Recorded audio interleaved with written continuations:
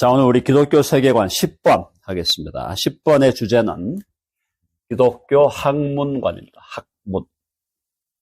자, 학문이 뭐냐라고 할 때 우리가 이걸 영어로 하면은 academic discipline이에요. academic discipline입니다. 이게 학문이다. 이렇게 표현하기도 하고 또 혹은 academic science라고 합니다. 학문관. 학술적으로 공부하는 분야인데 분야들을 나눌 때 첫째로 인문학 그럽니다. 인문학 해볼까요? 인문학. 네, 인문학은 humanities라고 그래요. humanity. human science.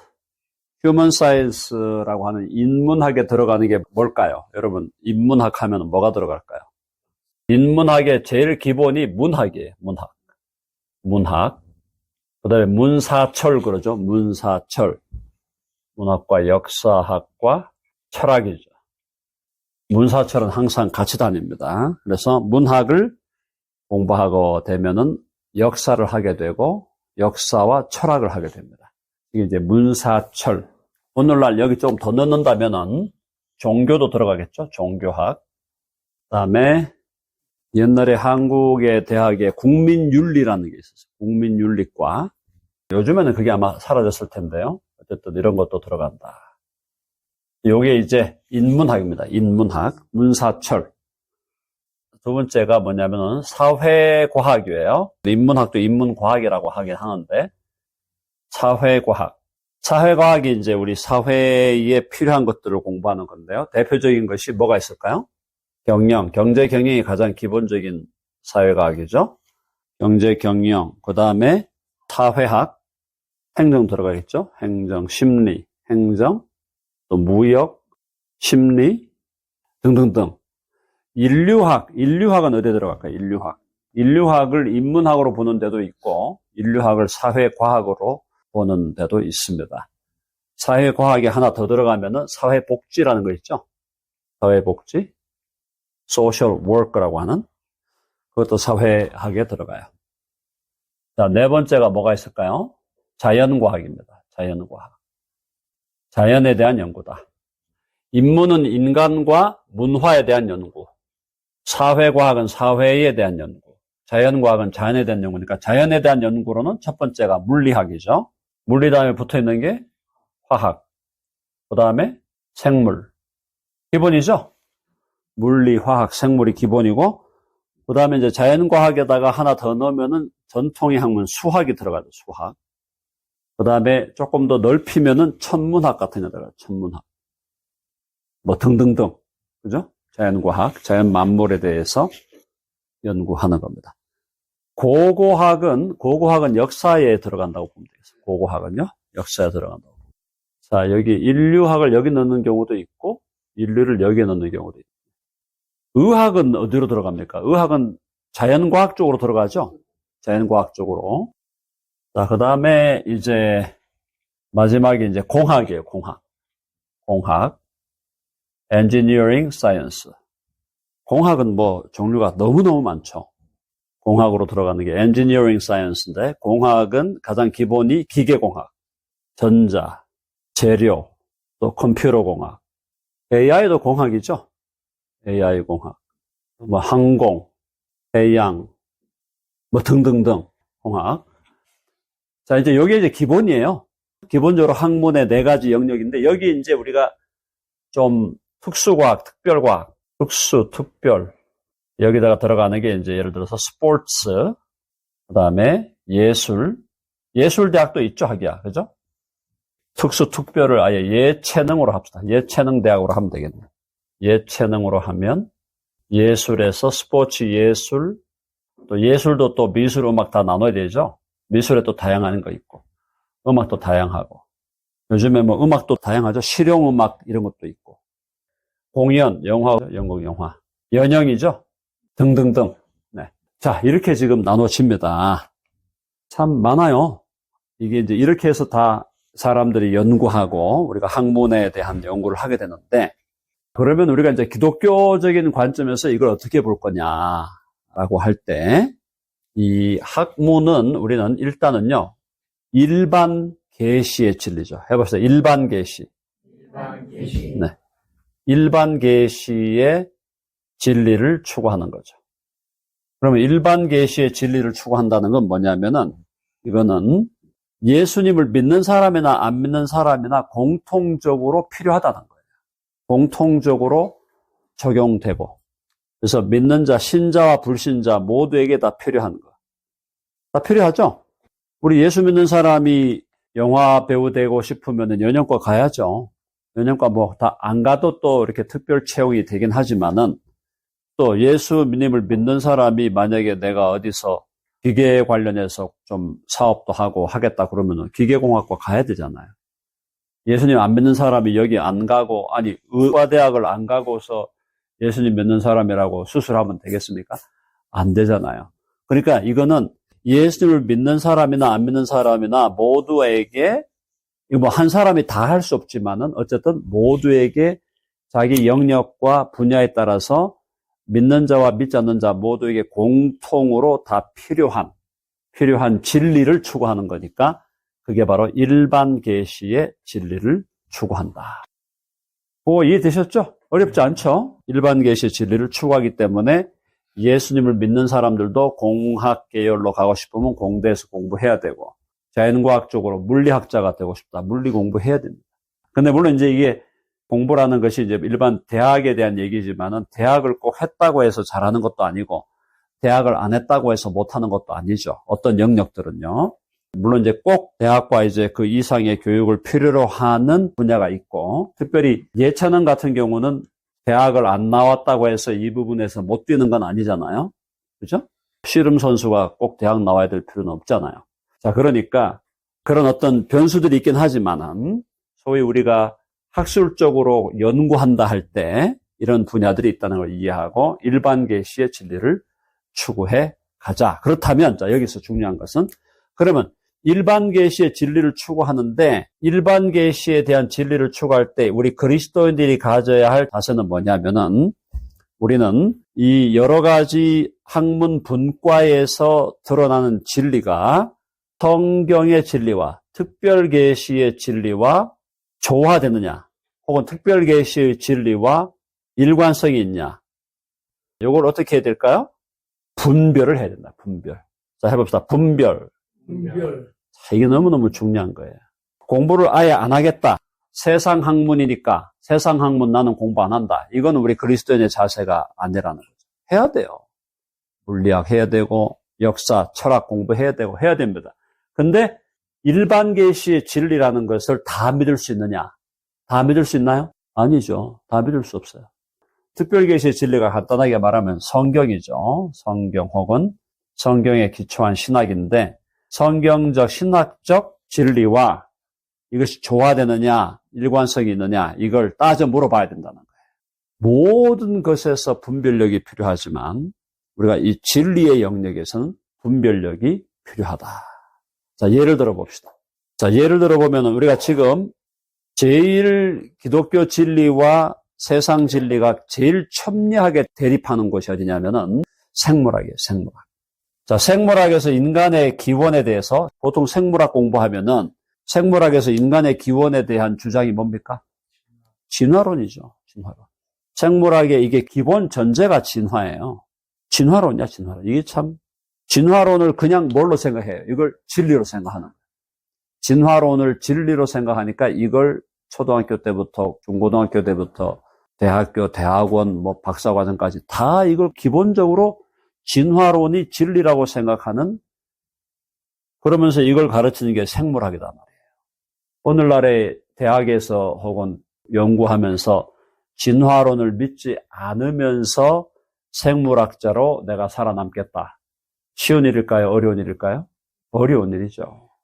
특별히 이제 물리학으로 들어가면 물리학의 깊은 영역으로 뭐 양자역학 이렇게 이제 들어가기 시작하면은 그런 얘기 하잖아요. 물리학자들도 양자역학에 대해서 내가 안다고 생각하는 순간, 내가 안다고 말하는 순간 모른다는 거거든요.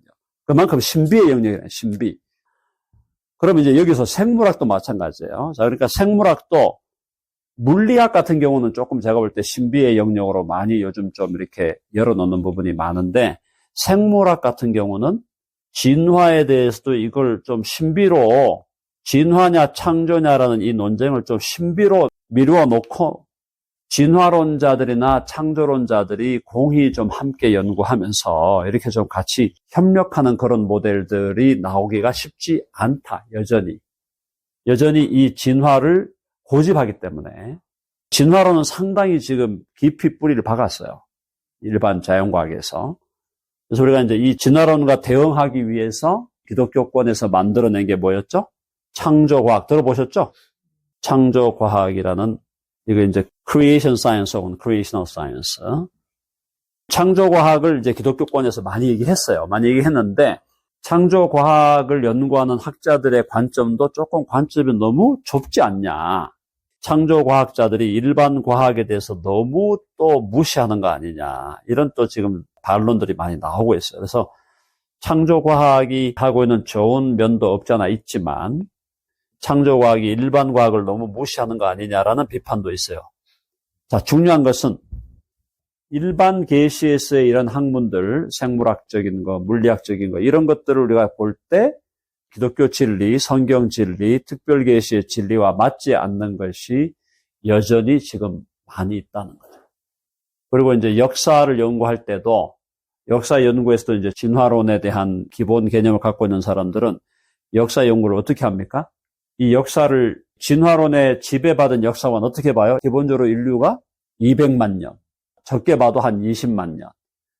네안데르탈인이 오늘날의 현생 인류보다 가장 가까운 고생 인류인데 네안데르탈인도 한 20만 년으로 본단 말이에요. 20만 년 전에는 네안데르탈인이었을 것이다.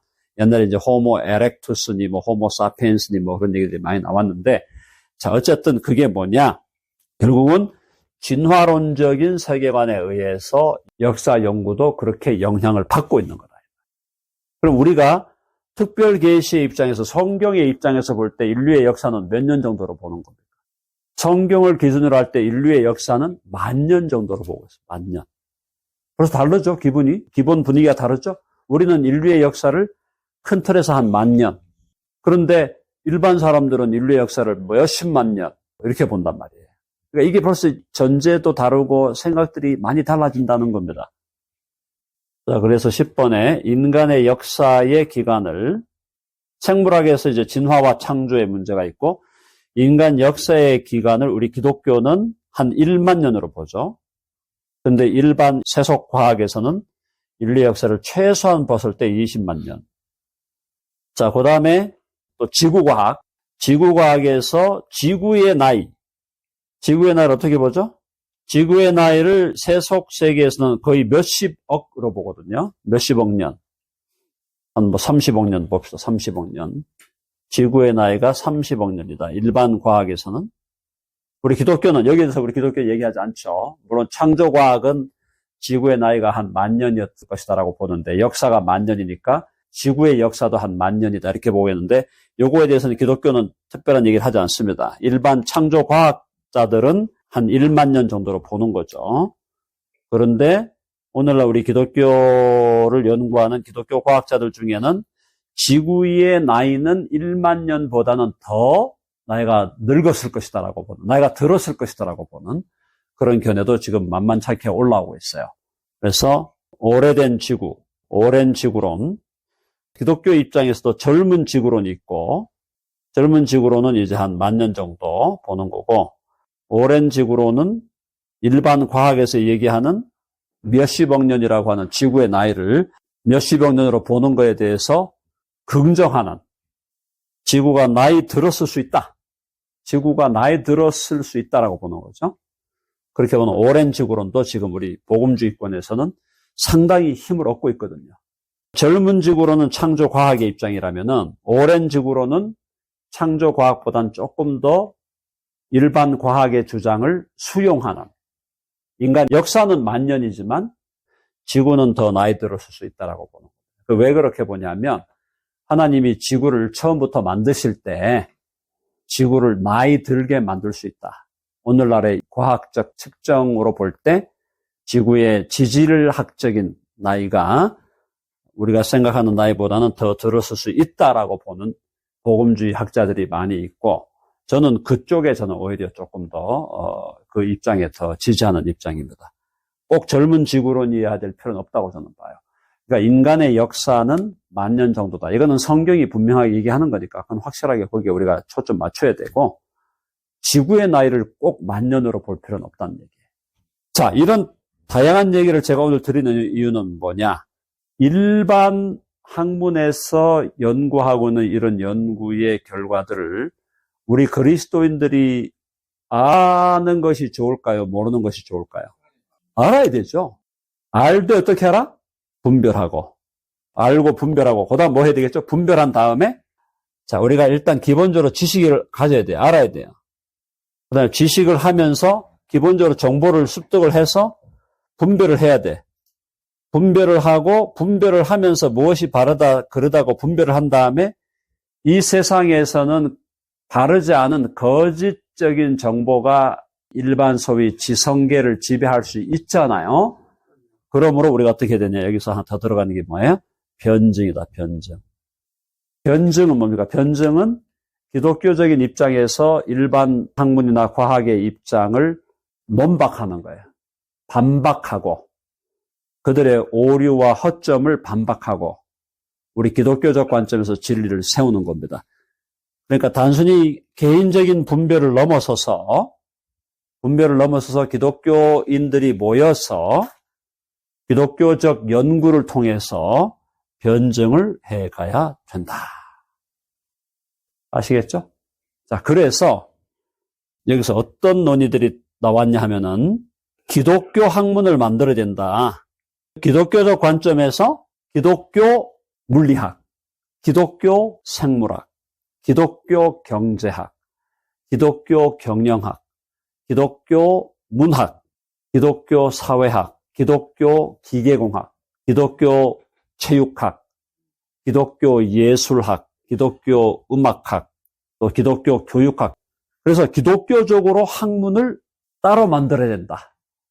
즉 성경적이고 기독교적인 전제에 의해서 기독교 철학도 해야 되고 기독교 물리학도 해야 되고 기독교 의학도 해야 되고 자 그렇게 하자는 운동이 기독교 학문을 하자라는 운동이 언제부터 나왔냐? 이것이 화란의 네덜란드의 소위 신칼빈주의라고 하는 새로운 운동이 있었고 이 신칼빈주의의 대표적인 학자가 아브라함 카이퍼, 그 다음에 헤르만 바빙크 등등등 이 뒤에 또 많이 나와요. 그래서 이 사람들이 기독교 학문을 해야 된다라고 주장을 한 거야. 그래서 이 사람들이 결국 뭘 했냐면은 기독교 학문을 하려니까 세속 대학에서 할 수 있어요, 없어요? 없죠. 그러니까 뭘 만들어야 돼? 기독교 대학을 만들자라고 하는 19세기 말에 나왔던 이 흐름에서 화란에 어떤 대학이 세워지느냐? 화란에 한번 해보세요. 자유대학. 화란에 암스테르담에 자유대학이 있어요. 아직도 존재하는 대학인데 거의 뭐 최초로 세워졌다 할 수도 있겠죠. 그러니까 옛날에 기독교 대학은 대부분 이제 소위 그 신학대학을 의미했잖아요. 그러니까 신학교에서 목회자를 기르고 신학자를 기르는 이제 그게 아니고 기독교적인 관점에서 일반 학문도 하자는 거야. 모든 학문을 다 하자. 그래서 기독교 대학을 만들자 해서 자유대학이 화란에 세워졌고 자유대학을 세웠던 사람들이 미국으로 이민 와가지고 세운 대학이 칼빈 대학이에요. 칼빈대 들어보셨죠? 칼빈 대학과 또 유사한 관점에서 또 미국적 느낌으로 기독교 대학을 하자고 했는 게 바로 위튼 대학. 위튼 대학이 또 그런 기독교 대학입니다. 그러니까 일반 학문을 하되 등등등. 우리 한국에는 이런 느낌으로 기독교 대학이 세워진 게 한동대학이에요. 한동대학. 한동대학. 이런 게 이제 좀 더 의식적으로 기독교적 세계관에 입각해서 일반적인 학문도 연구함으로 기독교 대학, 기독교 학문을 세워가자라는 그런 느낌으로 이런 대학들이 세워진 것이다. 이렇게 보시면 되겠습니다. 저는요, 제 입장은 기독교 학문도 필요하다고 봅니다. 필요하고 기독교 대학도 필요하다고 봐요. 근데 꼭 크리스찬들이 기독교 대학에만 가야 된다. 그건 저는 그런 입장은 아니에요. 예수님 믿는 사람들은 그럼 맨날 한동대학만 가고 켈빈이나 위튼 대학만 가냐? 그건 아니다. 일반 세속대학에 다 갈 수 있고 세속적인 공부를 다 할 수 있다고 보고 문제는 본질은 뭐냐? 기독교 세계관으로 무장을 해야 된다는 거예요. 해봅시다. 기독교 세계관으로 무장을 하자. 기독교 세계관으로 무장이 되면은 일반 대학에, 소위 세속 대학에, 일반 대학에 가더라도 거기서 배우는 것들을 잘 배우면서 분별하면서 기독교적인 입장을 세워갈 수 있는 거예요. 그렇죠? 특별히 우리 지금 덴버 드림교회에서 기독교 세계관을 연구하는 것은 우리가 여기가 우리 새벽 신학교라고 그랬잖아요. 새벽 신학교. 그러니까 우리가 지금 그런 공부를 하는 거, 우리가 뭐 아주 깊이 있게는 안 하더라도 큰 틀에서 우리가 지금 공부를 하고 있고, 자, 기독교 세계관은 결국은 어디에 기초되어 있습니까? 기독교 세계관이라고 하는 이 나무는 어디에 기초되어 있는 거예요? 기독교 세계관이라는 이 나무는 뿌리가 뭐예요? 뿌리가 하나님의 말씀, 성경이고. 그렇죠? 성경의 뿌리를 박은 기둥, 이 기둥을 우리는 신학으로 보는 거예요. 조직신학. 성경의 뿌리 박아서 조직신학의 나무 올라와서 기독교 세계관이 세워지고, 이 기독교 세계관에 의해서 기초에서 여기서 아름다운 열매들이 맺혀지면은 이게 기독교 학문이 되는 거예요. 그래서 이런 느낌으로 우리가 세워간다. 우리가 그동안 뭐 다뤘죠? 기독교 세계관? 기독교 역사관 다뤘죠? 기독교 경제 다뤘고, 기독교 경영 다뤘고, 기독교 사회 다뤘고, 기독교 교육관 다뤘고, 그죠? 예술도 다뤘죠? 기독교 예술관. 네.